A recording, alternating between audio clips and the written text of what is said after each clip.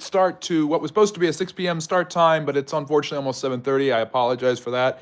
Rushing in and out the door. I canceled last week's live stream because of errands and such to run, so I didn't want to miss that. And of course, when I found out that our wonderful Simon the Bunny was going to be joining us for a part time, I rushed back here, dropped what I was doing to give you guys an hour of friendly neighborhood history content, answering all your questions, comments, and concerns related to history and other social studies topics. So, and we have Simon the Bunny, our wonderful moderator, was here dropping our social media handles in the chat. I will pin those there. So I heard there was some nice discussion going on there, and thank you so much. No worries, Simon had to step out, but it's really great to see everybody, and I hope you're all having a really nice Saturday evening. And before you go out and party and enjoy yourselves, join us for some friendly neighborhood history, where I will be talking about history and social studies and answering all your questions related to that for the next hour or so. So we've got a nice, fun lineup hopefully tonight with some great questions and great participation and everything. And if you like history and social studies, then you're in the right place. Consider liking and subscribing and becoming a friendly neighborhood historian and joining us on those social media handles, X and Facebook and IG. You can email me directly at the Friendly Neighborhood History at friendlyneighborhoodhistory1@gmail.com.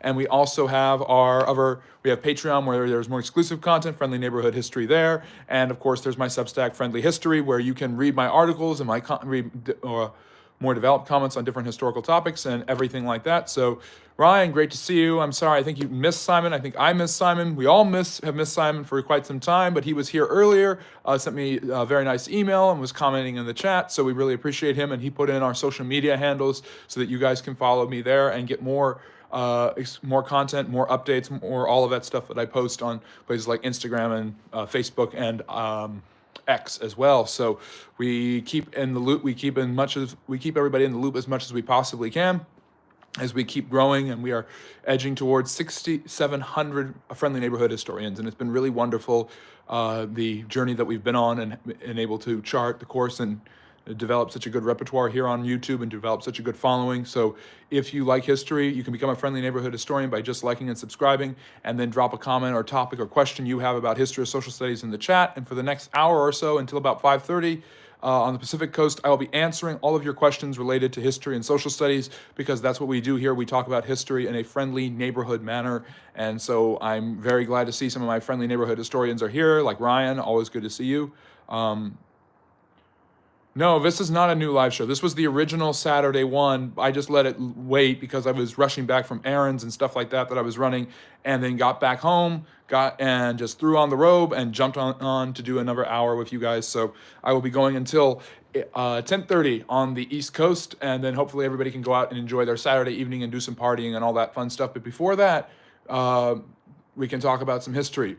Drop some topics in the chat that you would like to talk about, questions, comments, concerns relating to history and social studies. And Moses is asking, were the Crusades were justified? Are you asking if the Crusades were justified? So that's a very complex question. I think that a common historical understanding about the Crusades, which were a series of military campaigns undertaken by Western Catholic Christian Europe starting in the 11th century and going all the way till the early 15th century, in order to retake Jerusalem in the Middle East from Muslim conquerors who had overridden Jerusalem, were an idea of taking back Holy Land that had originally been Christian but then had been conquered by the Muslims. And a lot of Christians believe that they are justified to this day, because it was simply protecting the rights of Christians who had pilgrimaged to places like Jerusalem, the Church of the Holy Sepulchre and the Church of the Nativity, and who were being bothered by the Muslims, especially of the Abbaside dynasty of Saladin, who in 1187 retook Jerusalem, leading to the Third Crusade. The First Crusade started in 1095 when Pope Urban II declared at a French town of Clermont, Deus vult, God wills it. And the idea was that the Christian West should defend the Byzantine East, which the Byzantine Empire was a Christian empire, and defend the Holy Land and take it back from the Muslims and reconquer that land. Christian pilgrims were constantly being bothered by Muslims, different Saracenic groups, like the Seljuk Turks and later the Abbaside dynasty. And so in order to counter it, these crusades were a series of campaigns in order to stop the Muslim control of this land, retake it for the Christians, reconquer land that had already previously been conquered by the Muslims, and establish Christian dominance over the Holy Land. And obviously, Jerusalem is one of the most holy cities, not just for the Christians and the Muslims, but also for the Jews as well. So there were a lot of questions about the Crusades, and the most recent historiography that has been popular for a long time is to condemn the Crusades as an unlawful attack upon the Middle East by unruly Christians who were barbarous and who killed huge numbers of people. And while it is true that many war crimes were committed by the Crusaders, what we would call war crimes, crimes against the Jews, crimes against the Byzantines, when in 1204 the Crusaders conquered Constantinople and refused to go on because they wanted to punish the Byzantine Christians, the Orthodox Christians there. So there's examples of that. And there's also horrifying purges and massacres of Jews throughout Europe who were seen as infidels on the way to the Crusades. And an infidel is someone who doesn't believe in the Christian God. The Muslims believed anyone who denied Allah was a Christian infidel. So both sides called each other infidel, and both sides fought to the death to control that land. And eventually the Muslims ended up prevailing and kicking the Christians out after the first couple of crusades have been pretty successful in reestablishing Christian control of the Levant and Palestine. So that effort by the Crusaders ended up falling on deaf ears, and because they weren't successful, it was easy to go back historically and look at some of the more barbarous acts of those crusades and unilaterally condemn them. So the truth of the matter is that there are a lot of historians who believe that the Crusades were not justified and never could be justified, but in all honesty, neither were the jihadic conquests of Islam that had taken that land away from the Byzantine Christians in the 7th century. In the first century of its existence, Islam had spread mainly through conquest and destruction all over North Africa, the Middle East, and into Spain and parts of Europe. So Islam's spread was not necessarily a peaceful one either, and so the Christians were simply retaliating. So that's something that goes there. Notification: your account will be banned if you will not stop the stream due to a community guideline violation. Thanks, notification. I'm glad that you feel that way. But yeah, Moses, if you're still here, that's basically my answer to whether the Crusades were justified or not. I'm reading the chat as I go along, trying to answer all the questions I can. But welcome. Thank you for joining us on this Saturday evening. And if you enjoy history and social studies, you're in the right place. Consider liking and subscribing and all of that great stuff. Ryan, my loyal, friendly neighborhood historian, is saying, feel free to ask a historical question. He will also answer. Yeah, I talk about social studies, history, geography, geopolitics, past and present. We're here to talk about the humanities with you guys, and I really enjoy all of that. And I just answered a question about history and religion and historical interpretation, because the Crusades and whether or not they were justified is a huge debate amongst historians, as more and more there's a rising trend amongst Catholics and other Christians to justify the Crusades and explain how it really was all the Muslims' fault. You can't say that. That's too simple of a history. But the history is far more complex than just peaceful Muslims running Jerusalem being terrorized by warlike Christians. Both sides were equally bellicose and equally determined to control Jerusalem because they saw it as their holy city. In Judaism, Jerusalem is the city of David, conquered by King David, and is the home of both temples that were later destroyed. So for the Jewish people, Jerusalem is one of their most important cities. For the Christians, it's the place where Jesus was eventually killed by the Romans. Therefore, it holds significance for them. It was where he was killed and buried and supposedly rose from the dead, according to Christian lore. In Islam, Jerusalem has significance because at the site of Al-Aqsa Mosque, which is also known as the Dome of the Rock, which if you've seen any pictures of Jerusalem or Israel, you've seen probably the Dome of the Rock. It's built on the Temple Mount, where the Second Temple was originally.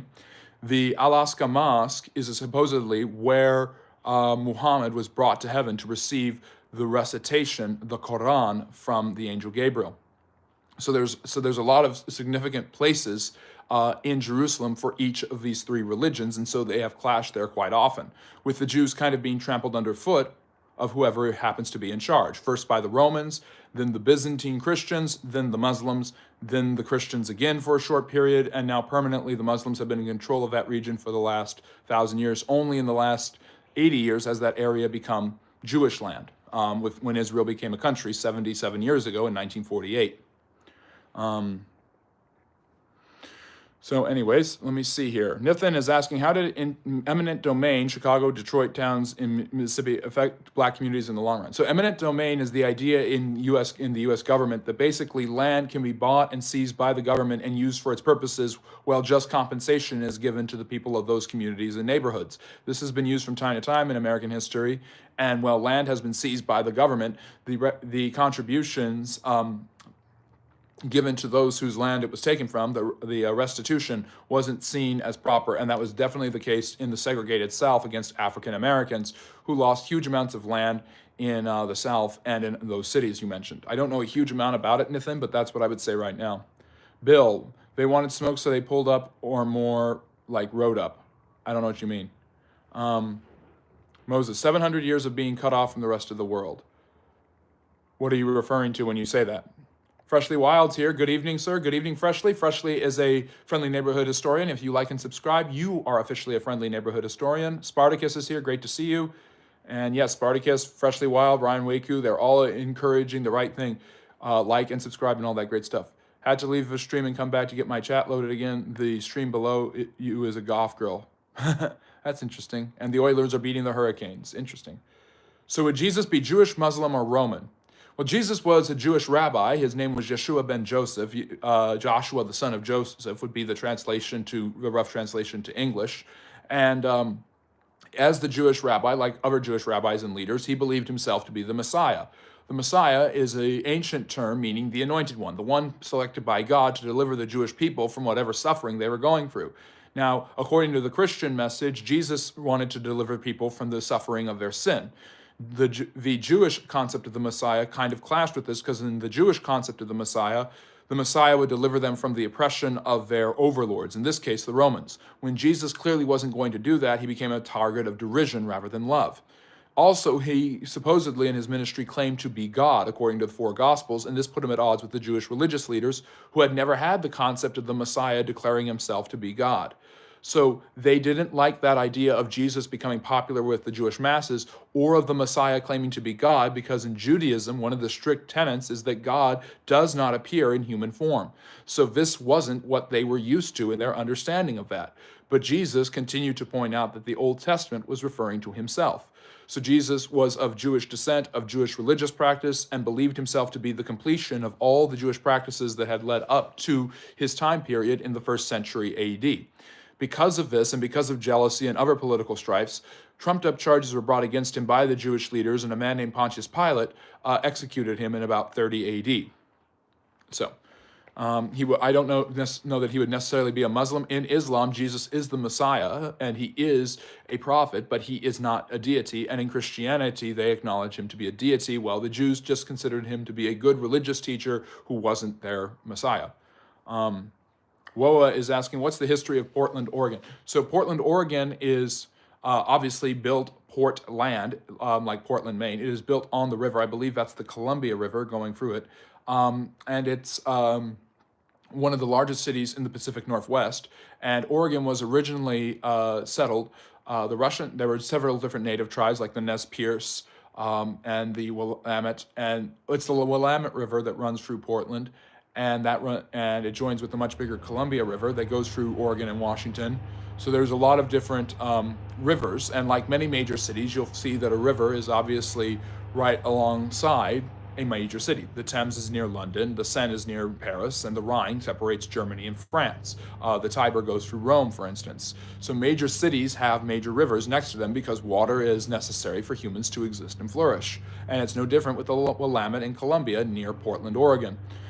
So Portland, like most of Oregon, developed as a fur trading spot, and beaver furs were especially popular in the Pacific Northwest because that area was shared land for a long time in the 1800s between the Americans and the British. The British in Canada, in Vancouver and Washington, Idaho, and Oregon, would constantly trade in furs and fur trappings. And so fur traders were extremely common in that area, and beaver furs and meat became a special commodity for the British and American traders in the Pacific Northwest. That is why Oregon is the beaver state. And Portland was one of these settlements that grew up in that area. And I'm trying to remember, I believe it was like Los Angeles and other cities in the West, Portland did not become exceptionally big until the 20th century. but it was one of these important stops for traders and people who were traveling. The Oregon Trail was one of the common trails that people would go along during the 1830s and 40s when they were moving from what is now the American Midwest, usually starting in places like Independence, Missouri, or St. Louis, and going all the way to the Pacific Northwest, and they would usually settle in Oregon, places like Salem and Portland, Eugene. They would also go to California along the California Trail or south into New Mexico and Arizona on the Santa Fe Trail created by Kit Carson. So there were a bunch of different trails utilized by pioneers and explorers and traders as they went westward, and the Oregon Trail happened to be one of them, and that's what led people to funnel into Oregon. Oregon became a state in 1858. It was a free state in the ongoing debate between the North and the South because it was north of California, which was also a free state.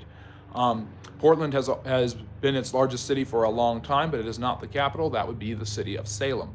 And Portland is extraordinarily close to Washington, and so it shares an advantageous position, being in northern Oregon, its largest city, and close to the Washington state border. So while I don't know a huge amount about Portland, but I do know a little bit about it. It's a fascinating city. It's beautiful. It's a lot of fun to go to. So yeah, I'm not huge on local city histories, but I'm basing it off of what I know of that area and what I know about Oregon in general and U.S. history at the time. So there's a famous series of different taverns around the Pacific Northwest called McMenamins, and they started in Washington, but they have most of their locations in Portland. Once again, showing the importance of Portland in both Oregon and Washington's commercial development over the last few decades. And they were started, I think, in the 1970s by a couple of brothers. So, anyways, yeah. So anyways, if you like that history I'm talking about and you enjoyed learning about the history of Portland, Oregon, or talking about the Crusades or the identity of Jesus of Nazareth, consider liking and subscribing and becoming a friendly neighborhood historian. It's as simple as all of that. And you liking and subscribing helps this channel grow and reach more people. So if you have a comment, question, or topic you would like to discuss, please put it in the chat and I will get to it in a timely manner. I appreciate everybody joining me on this Saturday evening when they could be doing something else. And yes, click the like and all of that fun stuff, as Freshly Wild is saying. And of course, I have long form videos that drop every Monday and Friday night at 8 p.m. Eastern Standard Time. Last week I had the history of Christianity in Japan, if you want to talk about Christianity, the identity of Christ. And then on Friday I had the history of Black History Month. The last day of February, I discussed the history of Black History Month and how it became such a popular celebration of Black history and culture here in the United States. So look forward to that Monday and Friday of next week. Yeah, I'm going to be talking about, I'm going to have those drop at 8 p.m. Eastern, and I have videos dropping every day. Hey, Running Man, great to see you. No, I'm not gaining weight. It's just the smoking jacket. It makes me look fat. And the camera adds 10 pounds after all, so yeah.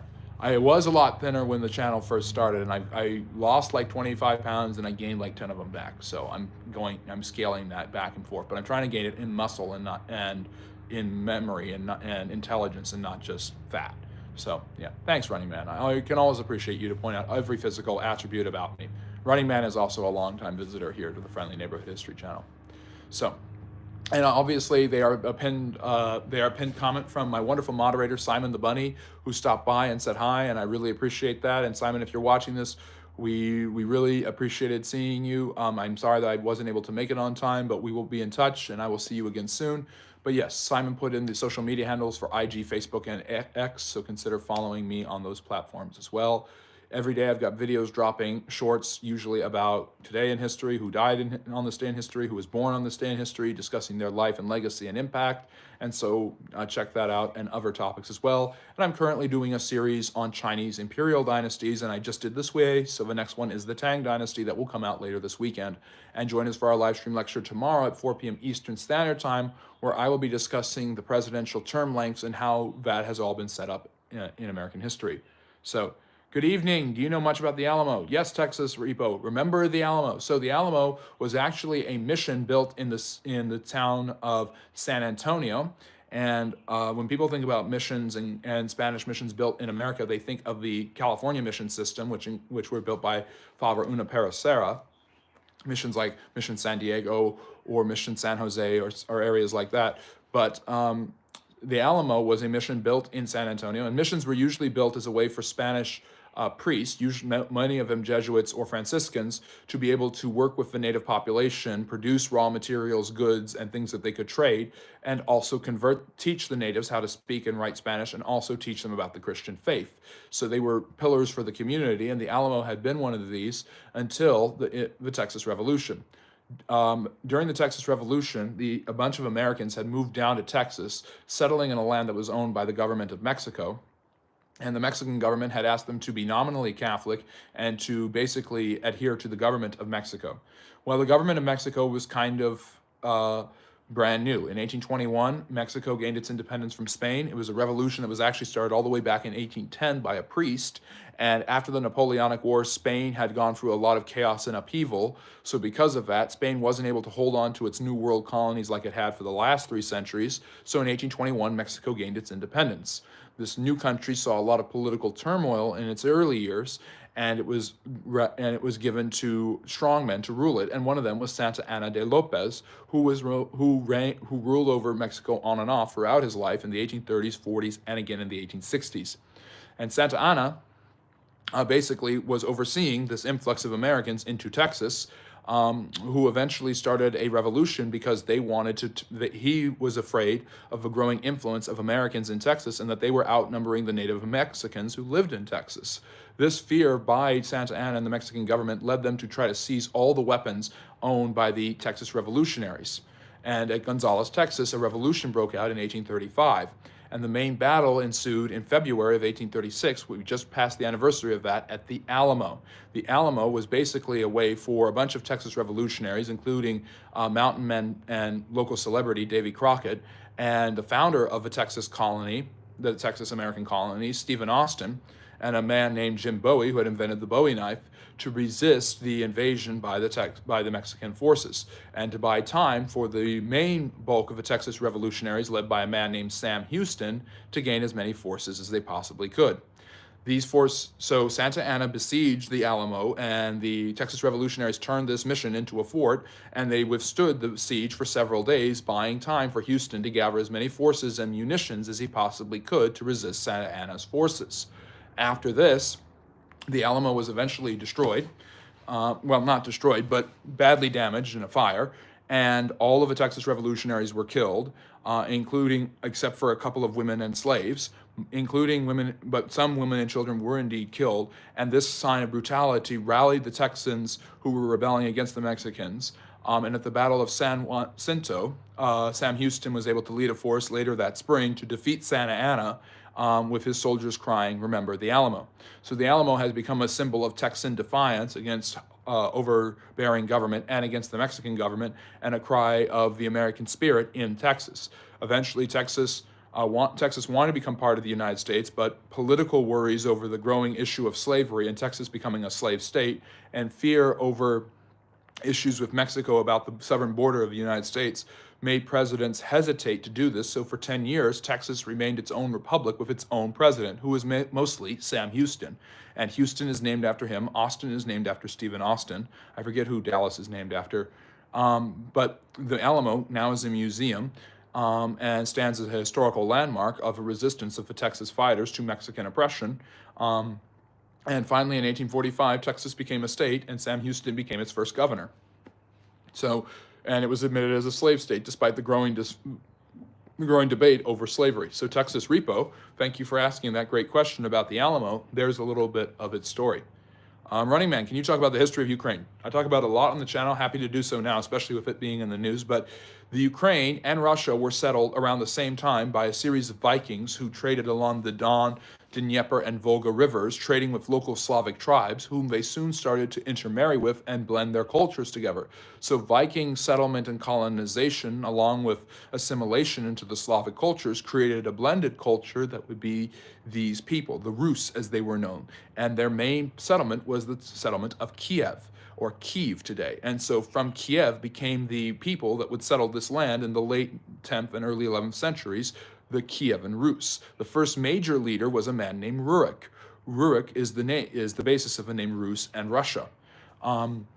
And so Ukraine, so for many Ukrainians, Russia comes from Ukraine, not the other way around. And for many Russians, Ukraine has always been part of Russia. And there you have the main political difference between the two countries. And that political difference was seen in heated ways yesterday in the White House when Volodymyr Zelensky had his outburst and Trump kicked him out, or Trump ticked off a heart, depending on your perspective. Either Trump ticked off a brave man who's standing up for his country, or this little whiny brat who didn't wear a suit ticked off the orange man, and orange man good, so that's not good. So, but basically, this informs the Russian understanding of Ukraine as one of their provinces, and the Ukrainian understanding as Russia separate and dependent on them.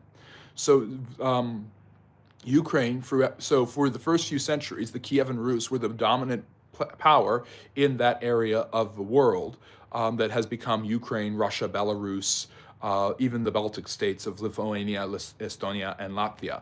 And since they were the dominant power there, they were ruled by the Grand Prince of Kiev and eventually a man named Vladimir, or Vladimir, depending on where either you're Ukrainian or Russian. Notice it's Vladimir Putin versus Volodymyr Zelensky.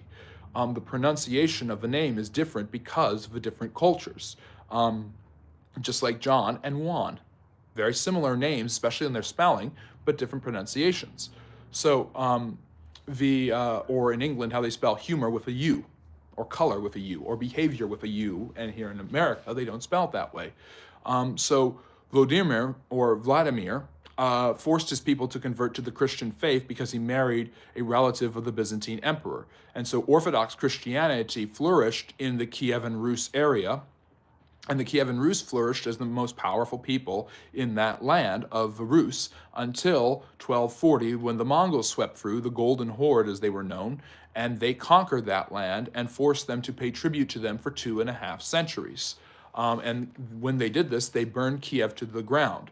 So this was the end of the Kievan Rus, and Kiev would be rebuilt, but it would lose prominence in that area to another growing city, Moscow. And by the 14th century, the Grand Prince of Moscow would become the leading power at that time. So power shifted from Kiev to Rus, to Moscow. And Russia would become known not as the Kievan Rus, but as Muscovy during this time, until finally in 1480, Ivan the Great was the Grand Prince of Moscow, threw off the Mongol oppression and refused to pay tribute to them, and the Mongols stood down and refused to fight him anymore. And then after that, the Grand Prince of Moscow would rule over Muscovy, this backwards, primitive Eastern European land, and he would rule over both Moscow and Kiev. Eventually, his grandson, a man also known as Ivan IV, would become the ruler, and instead of being Grand Prince, he preferred the title of Emperor. With the fall of the Byzantine Empire, the Russians saw themselves as the inheritors of the Roman title that had been held by the Eastern Roman Empire, or the Byzantines. And so Ivan, the grandson of Ivan the Great, decided to be called Russian Caesar, or Tsar. And he became the first Tsar in 1547. He would beat back a lot of the different Mongol and Turkic tribes that had threatened the security of the Russian people, of Muscovy, and he would be known as the Tsar. He was so powerful and dreadful that his name was Grozny, or Ivan the Terrible. And the rest is kind of history from there, because you have the development of the Russian Empire. After Ivan dies, his son takes over, and his son isn't able to rule properly because he's physically disabled, and he's eventually thrown out, dies. And then there's this chaotic period between 1598 and 1610 called Smutnya Navrenya, the time of troubles. And during the time of troubles, Russia is completely unstable and in a difficult shape. There's pretenders to the throne, there's political insurgency, there's revolts, there's lack of tax paying, there's fighting between peasants and nobles, and then there are invasions, the Swedish and then the Poles. The Polish are extraordinarily strong in the early 17th century, and they swoop into Russia and go to the heart of Moscow, and eventually the Russian people form a revolution and an insurgency and are able to throw off the Polish yoke in 1613. There was even a Polish guy who came to Russia and tried to rule as the Tsar, claiming to be Ivan the Terrible's long-lost son. The Russians hated him so much, they eventually killed him, stuffed his ashes in a cannon, and pointed it at Poland and blew it up. So there's an interesting story there. But basically, by 1613, the Russians were sick and tired of not having a stabilized central ruler. The chaos and difficulty had torn their land apart, and they chose a man named Michael Romanov to be their next ruler. He was related to Tsar Ivan the Terrible's first wife, Anastasia. And he became the Russian Tsar, establishing the Romanov dynasty, which would rule over Russia for over 3 centuries until the end of the Russian Empire in 1917. This is important to Ukrainian history because, yes, the Ukrainians share a lot of this with them, but the Polish were able to peel away Ukraine and give Ukraine a period of semi-autonomy where it was in flux between the Polish and the Russians. And Ukraine would be a battlefield between the two countries, and this would happen during World War I, or the Great War, or as I consider it, World War II, between 1914 and 1918. Ukraine would also be the buffer when Napoleon invaded Russia in the 1800s, and again when the Nazis attacked. The Ukraine has always been a buffer between Russia and the other states of Eastern and Central Europe. So Ukraine, eventually in 1657, the Russian Tsar Alexis and the Polish king, I think it's Jan Sobieski III, or Jan Sobieski II, who is like one of the greatest. This is Poland at its absolute most powerful position in history. They divided Ukraine, and then in the 18th century, Catherine the Great agreed to divide Poland with the Prussians and the Austrians, and in doing so, all of the land of the Ukraine was absorbed by the Russian Empire. And it was on and off like that until the fall of the Soviet Union gave Ukraine and the Ukrainian people their own autonomous self-determination in the 1990s.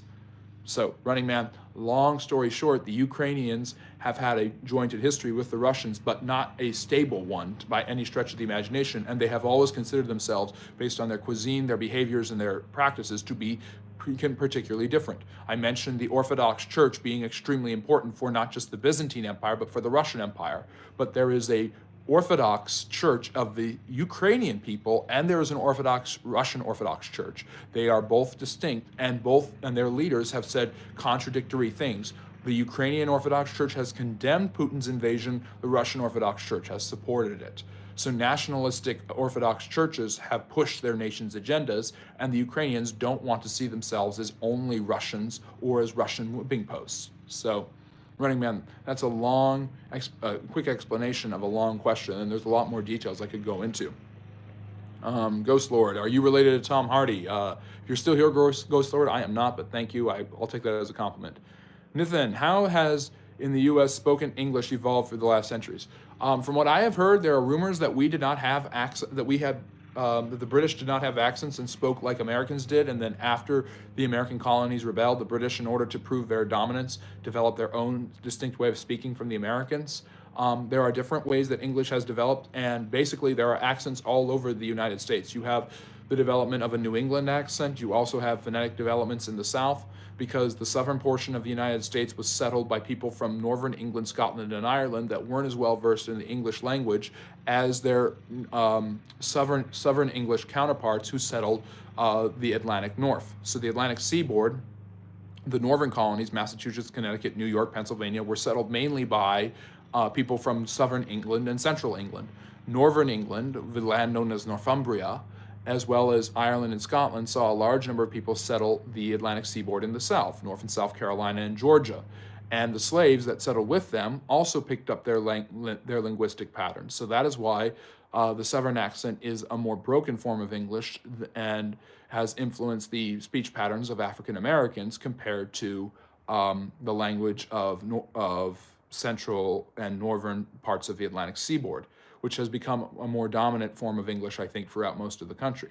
But the Southern accent is a derivative of reinterpretations of the English language from Irish, Scottish, and Northern English settlers in that area in the 17th and 18th centuries. Ryan, got a girl below you has a now Joker-like lipstick done up in black, and she was immensely close to the camera. It was rather jump scare-like. Oh yes, way to put fear into the heart of Ryan. Kevin, Ryan, I think I just saw her. She had kids running in the background. Made me jump. Oh, yeah. LOL. Texas, I'm glad I explained that. Love what you do at Friendly History. Keep it up. I will, Kevin. Absolutely. It's my pleasure. Let me see here. Going for the chat. Freshly Wild is asking, so Putin won't stop till he captures Kiev.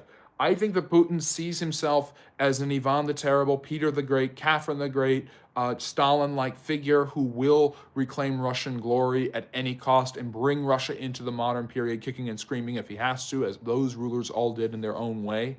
And I think a huge way that he feels he can do that is by recapturing the Ukraine.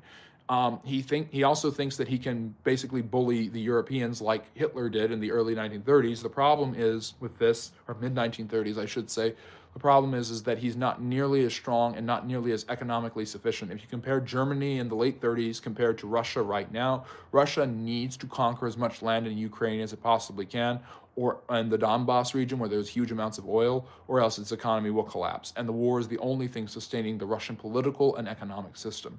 And if they get more land in Ukraine, then they might be in better shape financially. So that's one of the reasons for this war as well. Caleb, great to see you. Do you think we are closer to a world war than ever because of what the orange Cheeto with mustard on top and the dude that looks like they slapped a suit on a trailer park person did to Zelensky? Well, Caleb, that's an interesting perspective. I think that I don't think that necessarily would cause a world war. All the European countries are saying they will back up Zelensky right now and do everything they can, and NATO will stand with Zelensky. But if you look at the proportions of military spending and NATO spending, the U.S. makes up the vast majority of it with over 70%. Ukraine needs the United States to be on its side in order to continue this fight. And I think what Trump is doing is he wants the war to end in a neo-isolationist approach and get America out of European affairs. I mean, a huge question in British history has been how much will Britain be involved in European affairs? And I think that's a question that the Americans are now asking themselves. And Trump is right to think that the United States is not an extension of Europe. But what effect will that have on the Ukrainians and the Ukrainian people, and how much land will Putin pick up? If he gets the Donbass region, then he can stay in power. Zelensky is also in danger of losing his power if he resigns or if the war ends. Yeah. Thank you, Semitex. I love this smoking jacket. I got it from my relative Hugh Hefner, who told me to love history. Let me see. Mason, the difference between the King's English and American English going back 150 to 200 years is that printing presses could change by the letter. That's why words were changed and bastardized from the original, like color became color. Yes, that's also true. And they used F instead of S. So it's Massachusetts, not Massachusetts. Was all just a way to save money and result in a change of language. Yes, and S was the most expensive letter, so they used F to replace it. Thank you, Mason. That's very true. Caleb, what's the most historically accurate animated children's history movie? Ooh. I can't think of animated children's history movies. I mean, Peabody and Sherman's funny, but it's not historically accurate at all.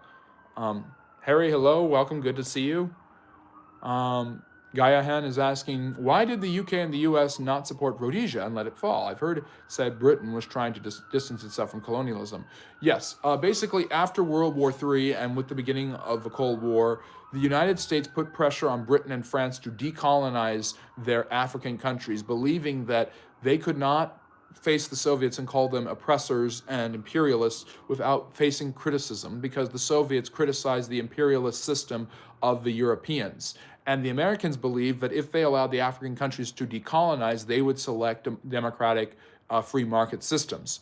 Unfortunately for them, many of these African countries believed that democratic free market systems had gotten them into colonial status and had messed them up already. So they were more open to trying socialistic styles of government, which the United States wasn't okay with, because that would partner them with the Soviets in Moscow.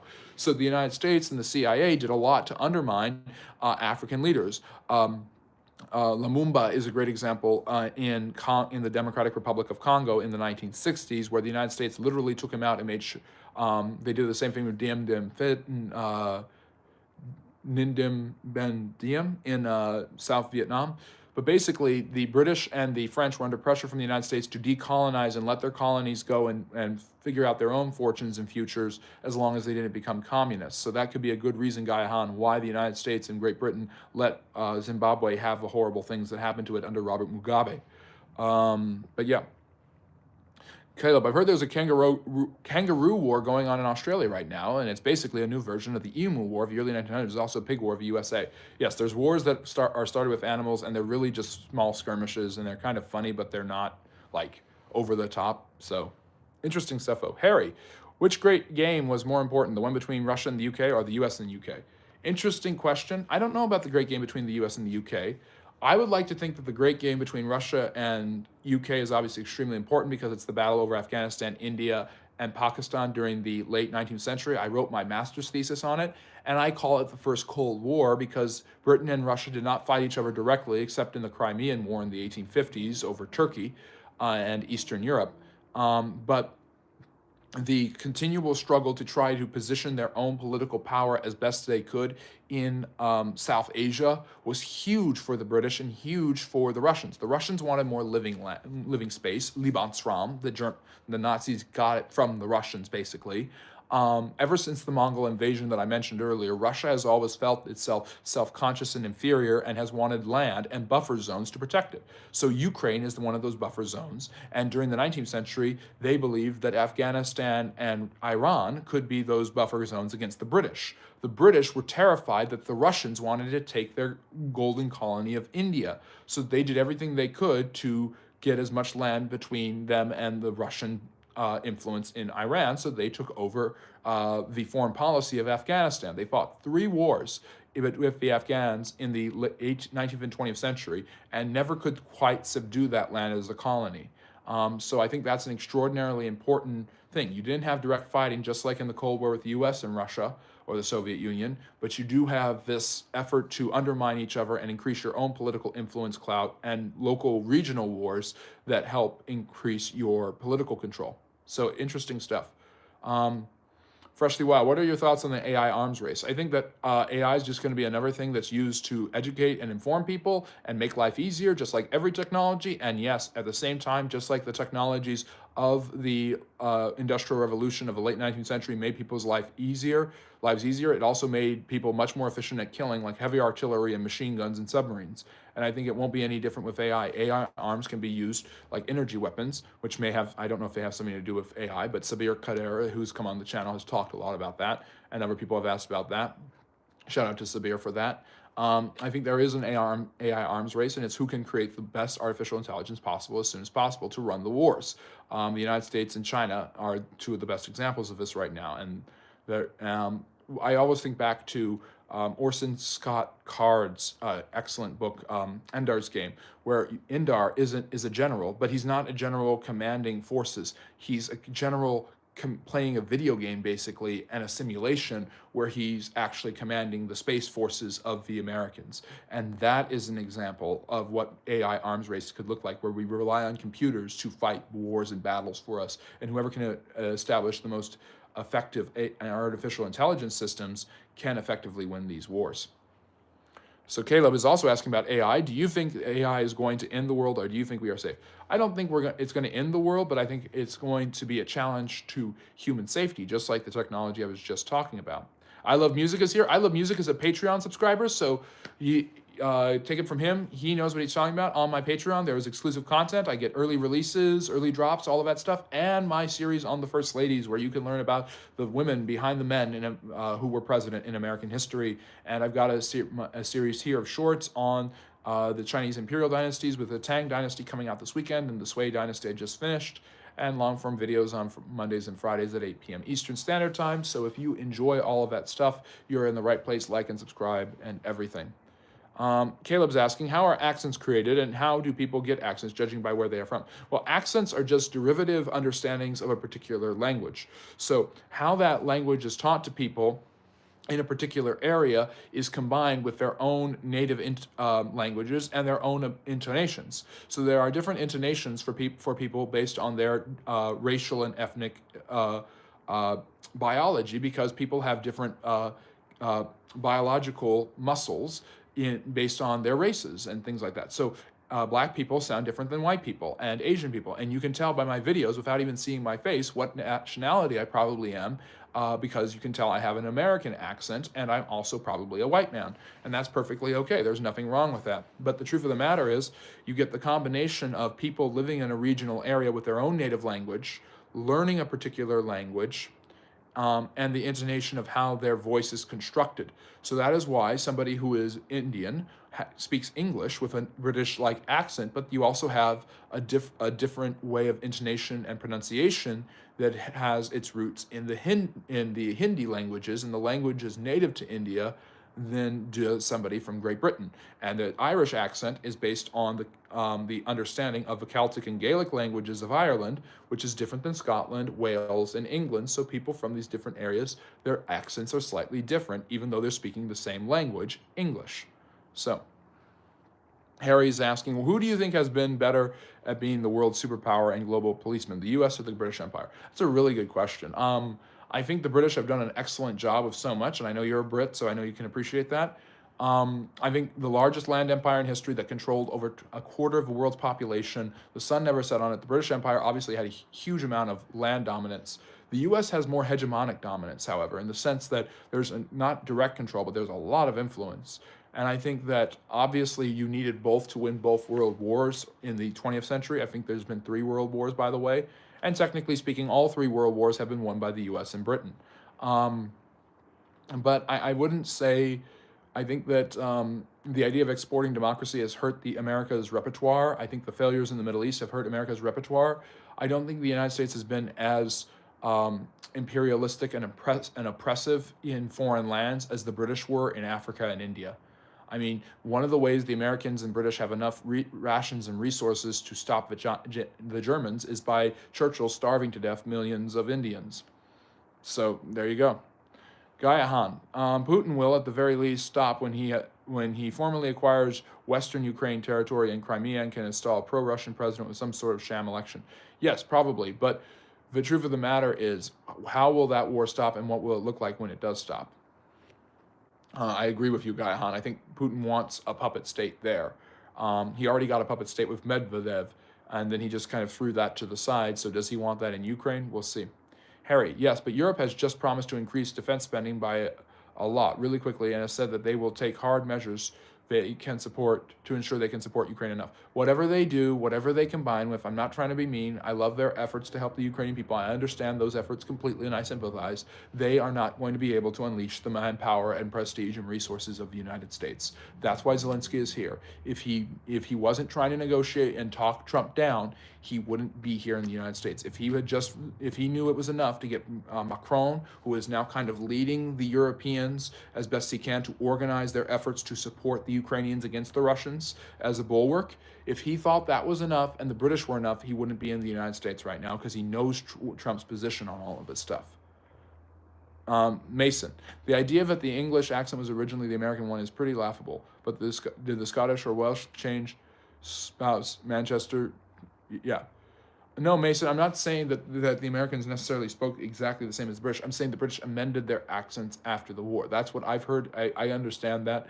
Those accents developed based on the way the language is taught and understood in a particular place, mixed with the native languages that the people are already familiar with. Can you expand on Pakistan and India conflict origination and founding of Pakistan, please? Freshly Wild's asking. Great question. So the ancient Indian people originate and are named, and India, the subcontinent, is named on the Indus River Valley. The Indus River Valley is the first civilization in India, and it is actually in Pakistan. And that is why the Indians under Hamar Nadi, I think is his name, the current president, who's kind of a nationalist, kind of a Trumpian figure, are trying to change the name of India to Bharat, a more ancient name from Sanskrit, and they're trying to get rid of the idea that they are Indian, at least in the sense of India being the Indus River Valley. They don't want associations with Pakistan.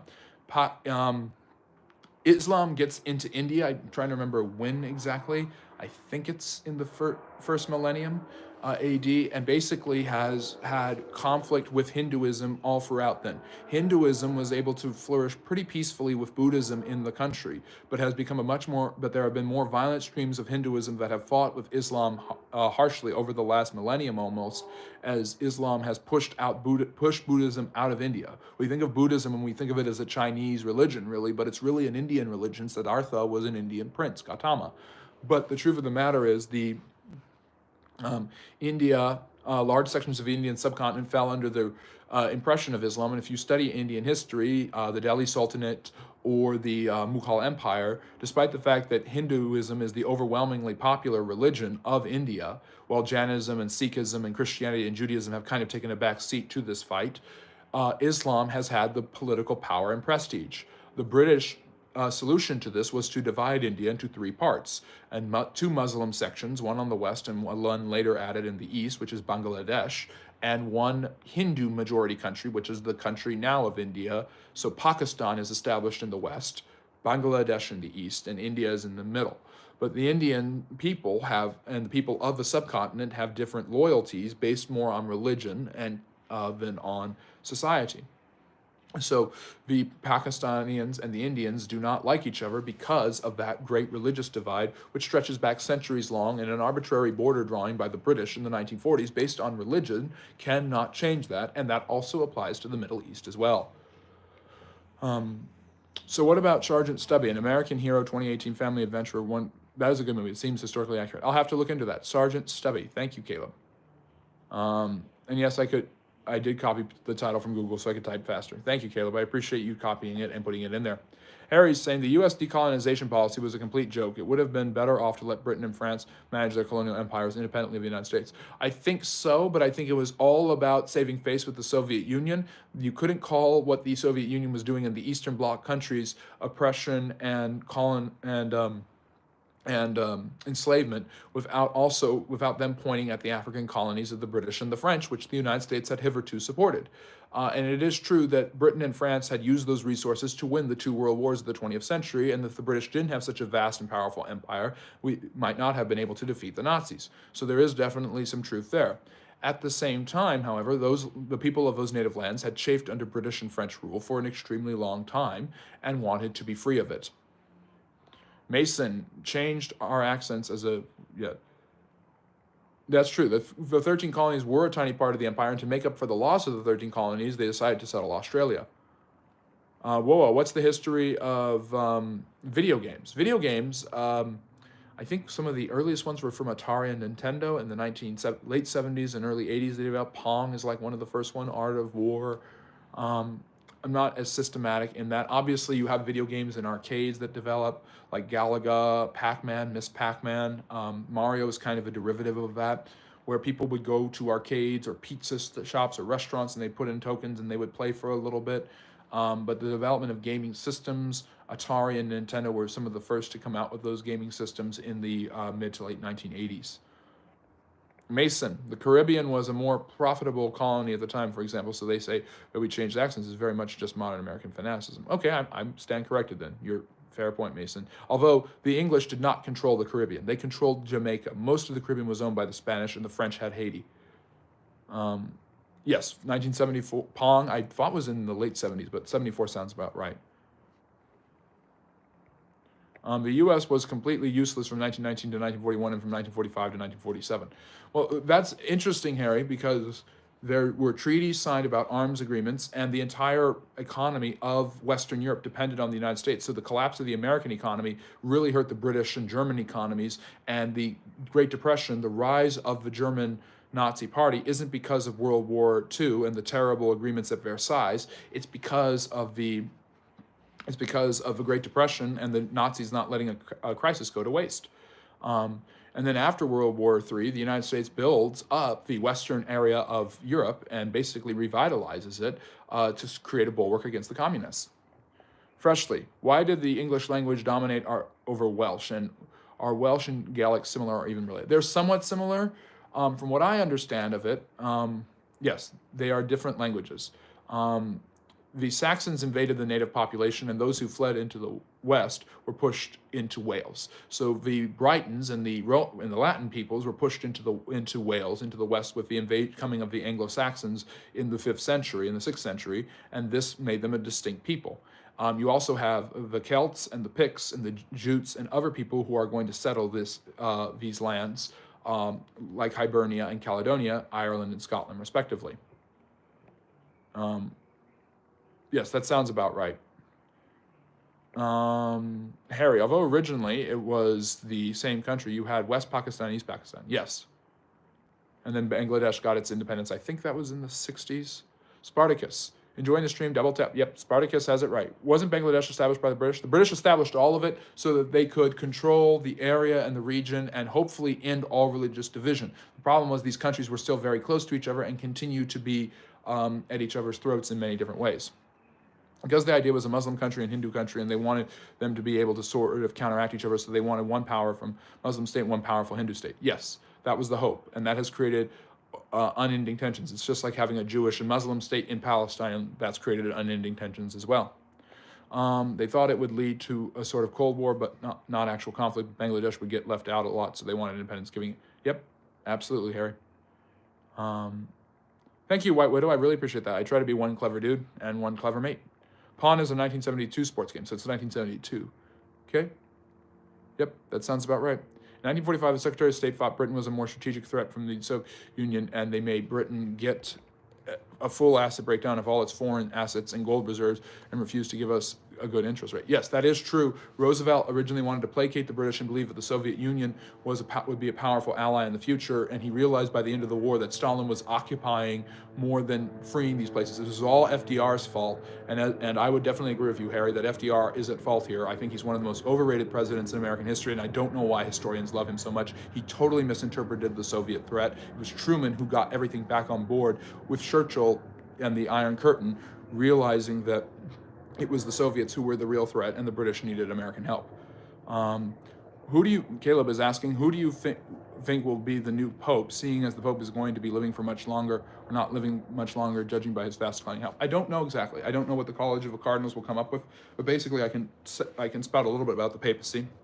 In Roman Catholicism, the basic idea of the papacy is the Pope is, which means father, Papa, is the Bishop of Rome, and he basically gets to make ultimate decisions about the faith and guide the faithful through a particular time period when he is elected. A group that elects him is a group of archbishops known as the College of the Cardinals, and they meet in a conclave. This is what the movie by Ralph Fiennes is based off of, and they select their own pope, and they vote a few different times, and they have smoke emanating from outside, and when white smoke comes up, the smoke is black, and when white smoke comes up, it's when they have decided on the Pope. So they did this 11 years ago when Francis was first selected, when Benedict resigned, the first Pope to resign in 600 years, by the way.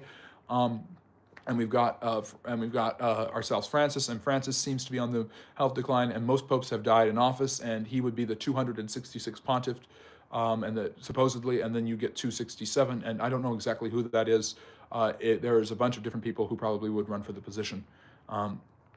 And we'll see. And you got to be nominated, you got to be voted on, and it's somewhat of a secretive process, Caleb. But and the basic way in Catholicism, the understanding is that the bishops selected by Christ the apostles selected by Christ were all loyal to their main leader, Peter, and Peter went to Rome and established the church in Rome, and so he is the bishop of Rome, and so the church follows Rome. Their difference between them in the Catholic West and the Orthodox East, which led to the crusade talk that I started this live stream with, between where Christian Catholics in the West are killing Byzantine Orthodox in the East, is because of where Roman and Western Europeans are killing Byzantines in the East, is because in 1054, the Orthodox Church refused to accept the authority of the Pope and broke away from the Catholic Church. And so the Eastern Orthodox Church was established from that, or they would argue that the Catholic Church broke off from them, and you have the Pope in the West, who is supported by Western Europe, and you've got the Orthodox Church in the East, which is led by patriarchs and different state churches like the Ukrainian, Bulgarian, Greek, and Russian Orthodox churches that all persist in perpetuity. So these conflicts between the Greek-speaking Eastern Orthodox Church and the Western-speaking the Western Latin Catholic Church in Europe have led to huge cultural and religious differences, and during the Fourth Crusade led to the Latin Catholics actually conquering Constantinople, considering that to be an infidel land run by the Orthodox Christians. But in Catholicism, the authority of the church is supposed to be with the Pope and the Bishop of Rome. The Orthodox Church rejects this. This is why those two different sects of Christianity exist. And so in Catholicism, when the Pope dies, they need a new leader of the church. Harry is saying, and one American went so far as to say, we're going to defeat our enemies by destruction and we're going to defeat our allies by bankruptcy. That sounds like an American thing to say. I don't fault you at all, Harry, for knowing that. Your knowledge is very, very impressive. As is Mason's. Thank you both for correcting me when I've been mistaken. And I appreciate both of you joining us. And if you enjoyed what I've talked about, or even if you disagree, if you like learning about history, then like and subscribe. We're a friendly neighborhood place and we can disagree as friends. Otek, great to see you. Long time. Freshly, the runner-up last time around was the South African cardinal. I think he'll be the next pope to have a major influence and expand Catholicism in Africa. Problem is, Italians historically racist. Yes, that is true. There is a growing movement in Africa. The Anglican and Catholic churches are growing significantly there. The problem is they are very traditional and conservative, and the church with Francis has pivoted away from that and moved more become more socially progressive. And a lot of social progressives in the church are pushing Francis to be even more liberal than many people already see him as. So there's this political and social fighting within the church right now, and I don't know that a South African conservative bishop will be able to win, becoming a more traditional pontiff like Benedict XVI was. Yeah, no, Harry, it's okay. I'm seeing what you're saying, and I understand where you're coming from, and I agree with a lot of what you're saying, and I appreciate your contributions. You've made the stream even more enjoyable. So we're at an hour, and I actually have caught up to the entire chat. I really appreciate everyone's questions and everything. Tomorrow we won't be doing Q&A, but I will be talking about the presidential terms and stuff like that at 4 p.m. Eastern Standard Time. I'll be talking about U.S. presidential terms, why they're 4 years, why a president only gets 2 of them, why he can only be president for 10 years, and a little bit about the history there. So I really appreciate all the support and great discussion we had today. Like and subscribe if you haven't done so already. Join us again tomorrow, and if you want more Q&A and stuff like that and ask me anything, join us next Friday and Saturday where I'll be doing more of this. I'm thinking of opening up a live on X or Facebook or something like that, where you guys can do Q&A with me in kind of a more casual setting, and we can reach more people that way and grow the channel.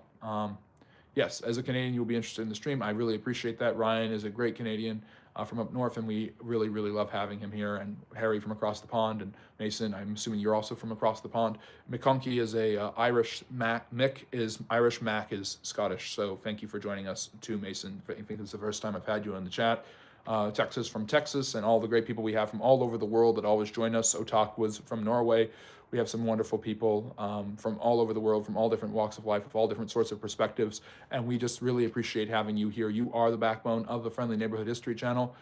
If anyone has any more questions, I will take a few more, but if we're not, we're just over an hour, so I can sign off, and we'll be seeing you tomorrow. But we'll do a last call, I guess. If anyone has any last questions or comments they want to raise related to history, I will be happy to answer them in a friendly neighborhood manner. Tell all your friends and family, get word spreading about the channel.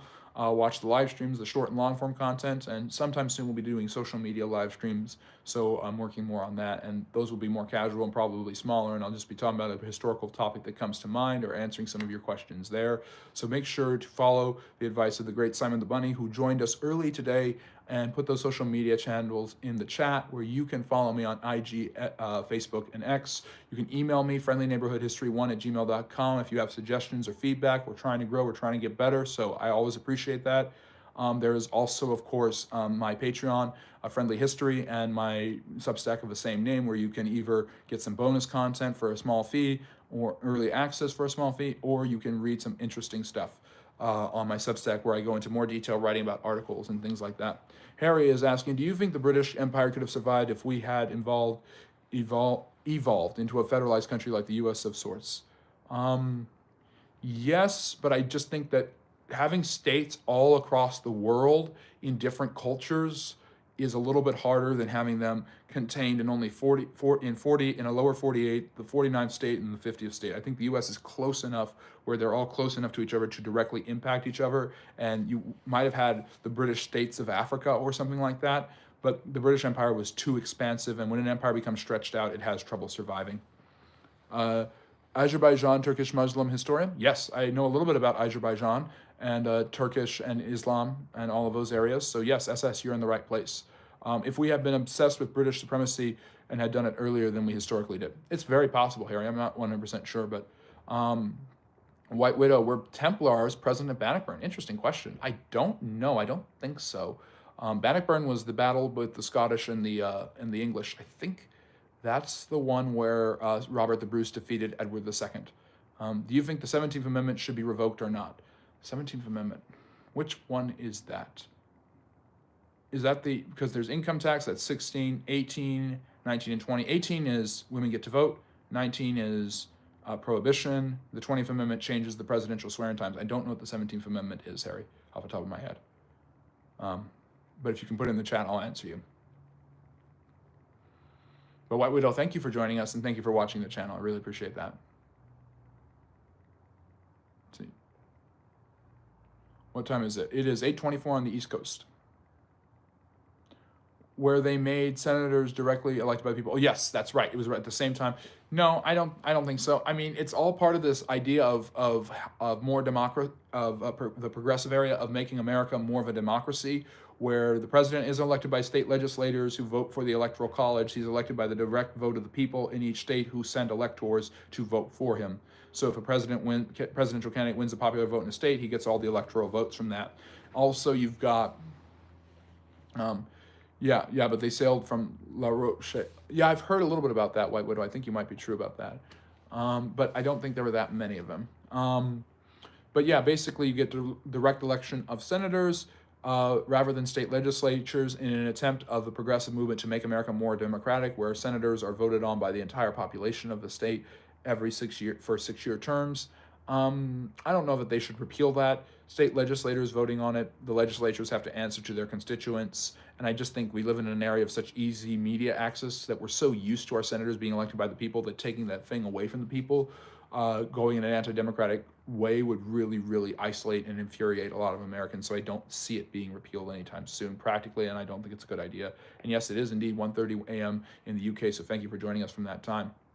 The Senate is stupid, by the way. I've just got to say, you've got to have 60 votes to stop a debate, 51 votes to pass a bill. It's ridiculous. That's backwards. Yeah, that sounds about right. Well, it all depends on the type of bill. An economic bill, you can have reconciliation at 51, but a domestic policy or foreign policy bill, you can filibuster up to 60. It is a problem. Is Andres Breivik still in jail? I haven't heard anything about him in a long time. Not sure. I think so. White Widow, you don't need too many to win. That's absolutely true. And with that thought about the Templars, I'm going to call it. And I thank you so much for joining us. We are almost at 8:30 on the Eastern Coast. And thank you those of you who stayed up and joined us from the UK and everything, like Harry and Mason. Like, subscribe, all that great stuff. And we'll see you tomorrow, 4 p.m. Eastern, where I won't be you can chat amongst yourselves in the chat and all of that stuff. But I'm going to be focusing more on my topic of presidential terms and their stuff. And they might only be a half hour. And then maybe we'll do a little half-hour Q&A after that. But I hope you all have a great night. Stay safe and take care. And remember, love history. Bye-bye now, everybody.